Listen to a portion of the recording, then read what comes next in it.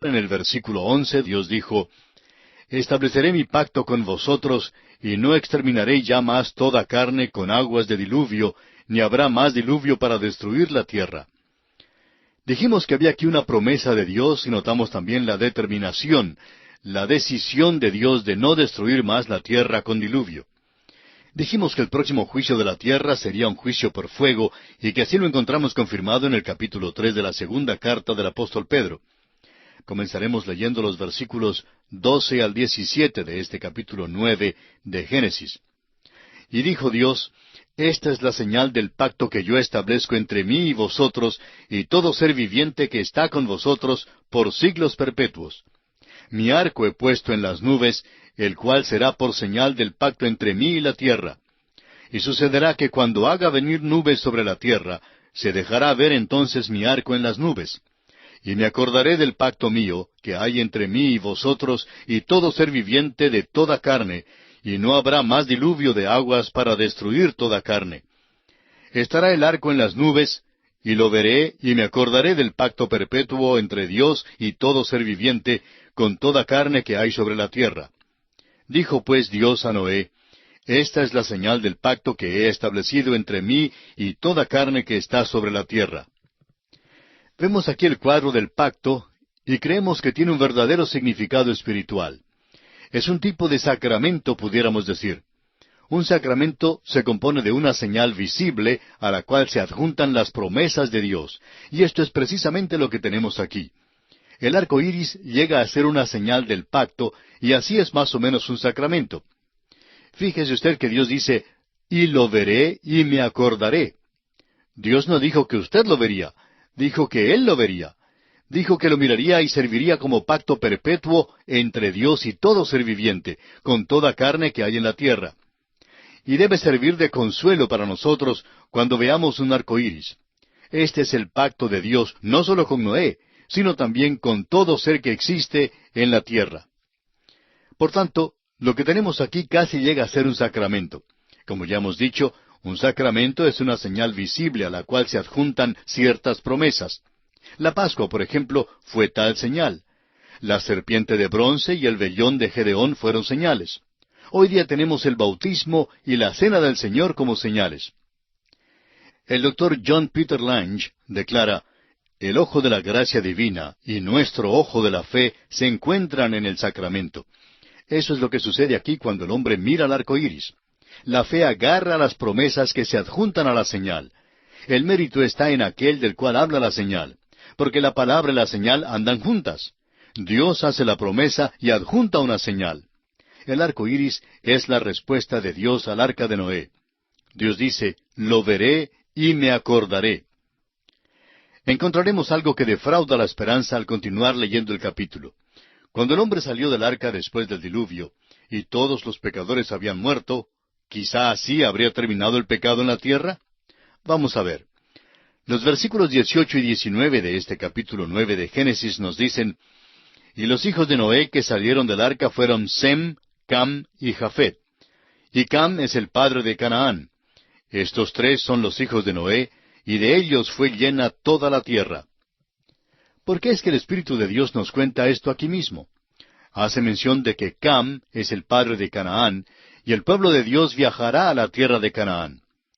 Los versículos 20 al 23 de este capítulo 9 dicen, después comenzó Noé a labrar la tierra, y plantó una viña, y bebió del vino, y se embriagó, y estaba descubierto en medio de su tienda. Y Cam, padre de Canaán, vio la desnudez de su padre, y lo dijo a sus dos hermanos que estaban afuera. Entonces Sem y Jafet tomaron la ropa y la pusieron sobre sus propios hombros, y andando hacia atrás cubrieron la desnudez de su padre, teniendo vueltos sus rostros, y así no vieron la desnudez de su padre. Lo que encontramos aquí, amigo oyente, es el pecado de Noé. El hecho es que Noé se embriagó, y esto es pecado. No se le puede disculpar aunque muchos intentan hacerlo. Alguien dirá que Noé estaba ignorante del efecto del vino, ya que nadie se había embriagado antes.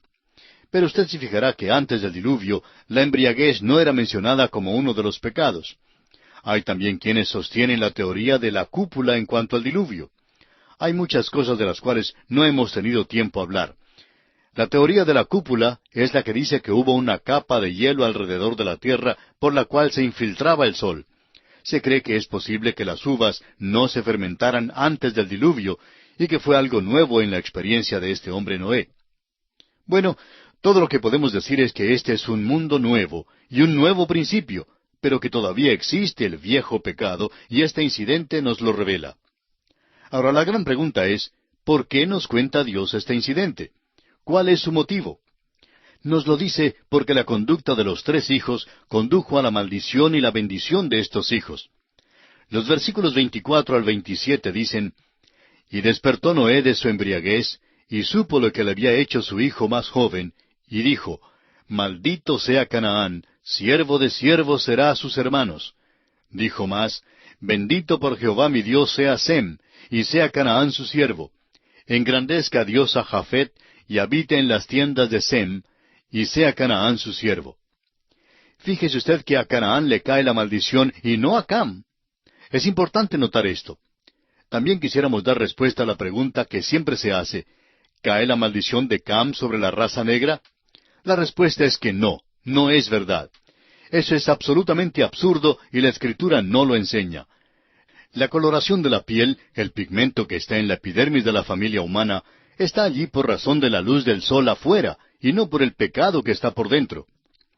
Los hijos de Sem van a Canaán, y esa es la razón por la cual se menciona la maldición aquí. Canaán será un siervo de sus hermanos. Y debemos recordar que las primeras dos grandes civilizaciones, de los egipcios y de los babilonios, fueron civilizaciones camitas. Las dos fueron camitas. Ahora, si el hombre hubiera sido quien escribió este libro y nos hubiera contado del pecado de Noé, habría hecho una de estas dos cosas. O lo habría encubierto y habría hecho de Noé un héroe, o lo habría contado de una manera mucho más sórdida que lo que encontramos escrito. El hecho es que se relata por el Espíritu de Dios con un motivo.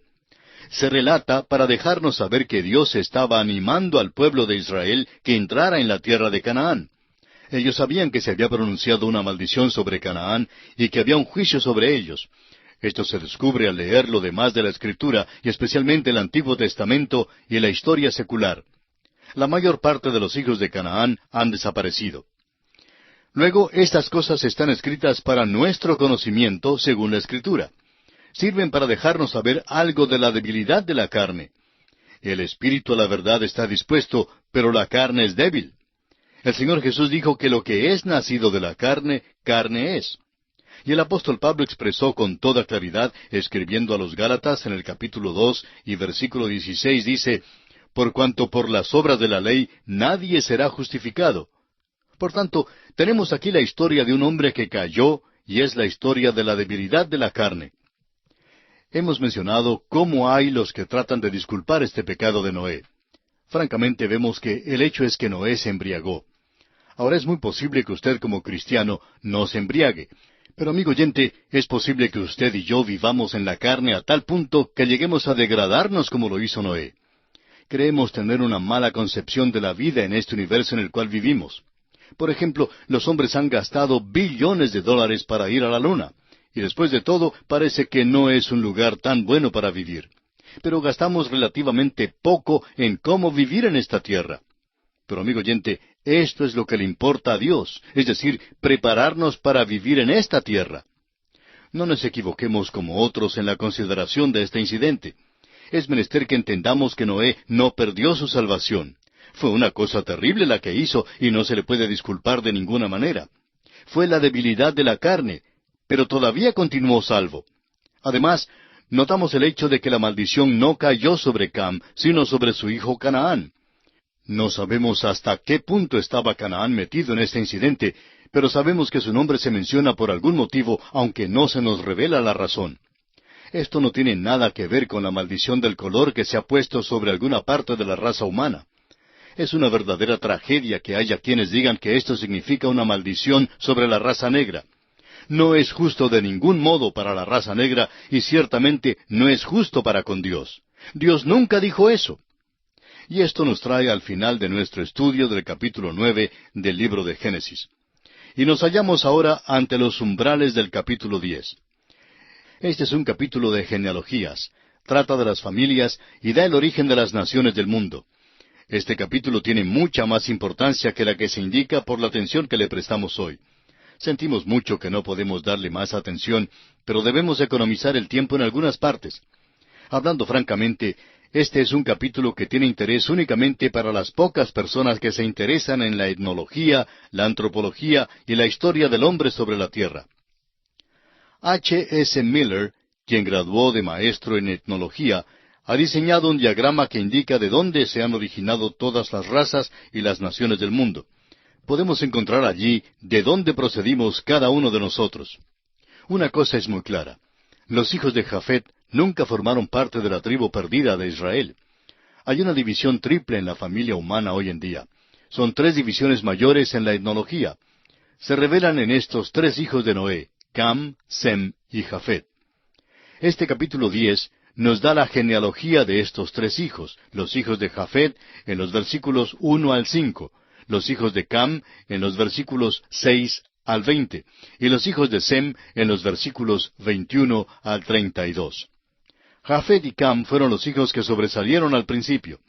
Y encontramos aquí una vez más el mismo ejemplo que hemos encontrado hasta ahora y que continuará a través de la Biblia.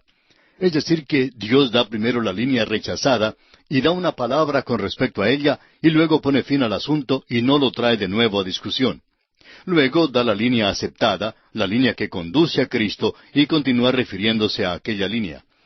Los versículos 1 y 2 de Génesis 10 dicen, estas son las generaciones de los hijos de Noé, Sem, Cam y Jafet, a quienes nacieron hijos después del diluvio. Los hijos de Jafet, Gomer, Magog, Madai, Javán, Tubal, Mesec y Tiras. Según el diagrama que mencionamos hace un momento de H. S. Miller, el etnólogo, los escitas, los esclavos, los rusos, los búlgaros, los bohemios, los polacos, los eslovacos y los croatas procedieron de Magog. Las razas indias e iranias, los medos, los persas, los afganos y los kurdos, todos procedieron de Madai. De Javán procedieron los griegos, los romanos y las naciones romances, tales como Francia, España, Portugal, Italia, etc. Procediendo de Tiras están los tracios, los teutones, los germanos, y luego de aquellos proceden los germanos orientales y los europeos, los germanos del norte o los escandinavos, los germanos del oeste, de quienes proceden los alto germanos y los bajo germanos, y luego los anglos y los sajones, la raza anglosajona y los ingleses. Bueno, no podemos discutir el diagrama total, pero es un estudio interesante. Podemos ver que la mayoría de nosotros acá en las Américas descendemos de estas líneas. Veamos ahora los hijos de Cam. El versículo 6 de Génesis 10 dice, los hijos de Cam, Cus, Misraim, Fut y Canaán. Esto nos hace ver que había otros hijos de Cam, pero que la maldición de Noé recayó sobre Canaán. No sabemos por qué no cayó también sobre los otros. De Cus descendieron los etíopes, de Canaán procedieron los fenicios, los hititas, los amorreos, los jebuseos y los gergeseos. De Misraim descendieron los egipcios y los libios. Todas estas razas son camitas.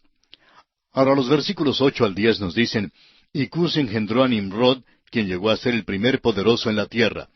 Este fue vigoroso cazador delante de Jehová, por lo cual se dice, así como Nimrod, vigoroso cazador delante de Jehová. Y fue el comienzo de su reino Babel, Erec, Acad y Calne, en la tierra de Sinar. Se nos dice que Nimrod fue poderoso. Realmente lo que deseaba este hombre era llegar a ser el soberano de un gran imperio mundial. Deseaba llegar a ser un gran soberano, y notamos que intentó lograr precisamente eso. Fue un gran cazador delante del Señor. Ahora, esto no quiere decir que fue un cazador de animales salvajes. A veces le regalamos un juego de arco y flechas a un niño, y sale y dispara a los pajarillos, y cuando regresa le decimos, mira pues, eres un pequeño Nimrod. Pero Nimrod, amigo oyente, no fue cazador de animales ni de aves, fue cazador de almas de los hombres. Ese es el sentido que tenemos aquí. Y el comienzo de su reino fue Babel, Erec, Acad y Calne, en la tierra de Sinar. Él fue el fundador de esas grandes ciudades. Podemos obtener mucho de la historia de Nimrod al leer la historia secular. Alexander Hislop, en su libro Las dos Babilonias, nos da los antecedentes en los cuales no vamos a entrar hoy, pero es una historia fascinante de cómo la Torre de Babel, sin duda, tiene su origen en Nimrod. Fue él quien procuró juntar a la raza humana después del diluvio en un esfuerzo por unirla en una nación sobre la cual él pudiera llegar a ser el gran soberano mundial. Fue rebelde, fundador de Babel y cazador de las almas de los hombres. Fue desobediente y es una sombra o tipo del último soberano mundial, el anticristo, que ha de venir todavía. También será un hombre de pecado y será un duplicado de Nimrod. Este es, pues, el hombre que está delante de nosotros aquí en estos versículos. La primera gran civilización procedió de los hijos de Cam. Debemos reconocer eso. Es demasiado fácil hoy en día adherirnos a las viejas normas que nos enseñaron en la escuela. La raza negra, por su parte, desea que haya un estudio adicional de su raza, y con razón. No le han dado una oportunidad durante los 100 años pasados. La historia del principio de la raza negra es que encabezó las dos grandes civilizaciones que aparecieron en esta tierra. Descendieron de los hijos de Cam. Nimrod fue hijo de Cam. No intentamos desarrollar más esta línea porque estamos siguiendo el modelo que nos ha dado el Espíritu Santo. Da primero la línea rechazada y luego le pone fin. Volvamos ahora a la línea que nos conducirá a Abraham y luego a la nación de Israel para luego hablarnos de la venida de Cristo al mundo. Esta es la línea que es importante seguir. Dios está despidiéndose de lo demás de la humanidad por el momento, pero vuelve a ella más adelante. Quisiéramos ahora mencionar una de las declaraciones más notables con respecto al capítulo 10 de Génesis, expresada por Seifer en su libro. Dice él, el capítulo 10 del Génesis es muy notable. Antes de que Dios deje que las naciones caminen por su propia cuenta y comiencen a tratar con Israel, su pueblo escogido desde los descendientes que datan de Abraham, se despide bondadosamente de las naciones de la tierra como si estuviera diciendo, les estoy dejando por un tiempo, pero las amo. Las he creado, he ordenado todo su futuro y es posible trazar las diferentes genealogías. Eso es lo que se encuentra aquí en este capítulo. Ahora, ¿por qué ha sido tan destacado en nuestros días la raza blanca? Bueno, creemos que la razón se basa en este capítulo. En el principio fueron las razas negras las que fueron destacadas. Luego vino la distinción de los hijos de Sem. Durante el tiempo de David hicieron un impacto tremendo sobre este mundo. Debemos recordar que de Sem descendieron los sirios y los libios y los armenios. Fíjese usted que no son los asirios, sino los sirios. Los árabes procedieron de Joctán. Por tanto, notamos que grandes razas y naciones aparecieron en la escena de la historia. Descendieron de Sem. Ahora, por lo visto, estamos en ese período cuando la raza blanca es la que sobresale. Creemos que todos los grupos, no importa si proceden de la línea de Cam, Sem o Jafet, demuestran que son incapaces de gobernar al mundo. Creemos que esto es lo que Dios nos pone de manifiesto y es una lección muy tremenda que debemos tomar muy en cuenta para nuestra instrucción. Consideremos ahora a los hijos de Sem. Entre los hijos de Sem hay uno al cual se le hace énfasis y mención especial. Leamos desde el versículo 21 al 25 de este capítulo 10 de Génesis.